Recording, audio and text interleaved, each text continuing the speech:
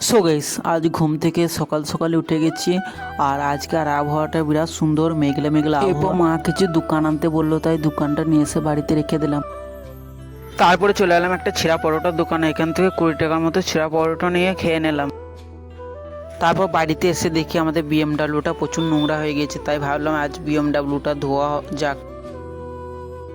তারপর প্রথমে একবার পানি দিয়ে ধুয়ে নিলাম। আর মার্কেটগুলো এত কাদা ছিল তোমাদেরকে বলে বোঝাতে পারবো না। তারপর বিএমডাব্লিউর গোটা গায়ে শ্যাম্পু মাখিয়ে দিলাম। শ্যাম্পু মারা হয়ে গেছে, এরপর পানি দিয়ে ধুয়ে দিলাম। ভাইপো বলছে আমার পায়ে একটু পানি দিয়ে, তাই ওর গোটা গায়ে একটু পানি দিয়ে দিলাম। তারপর দেখি বিএমডাব্লিউ কাঁচটা অনেক নোংরা হয়ে আছে, তাই শ্যাম্পু মেরে পানি দিয়ে ধুয়ে দিলাম। তো বিএমডাব্লিউ ধোয়া ফুল কমপ্লিট। আর বিএমডাব্লিউটা কেমন লাগছে কমেন্টে জানাবে। তারপর আমিও গোসলটা করে নিলাম। বিকেলে চলে এলাম একটা সিঙ্গারার দোকানে। এখান থেকে একটা সিঙ্গারা নিয়ে খেয়ে নিলাম।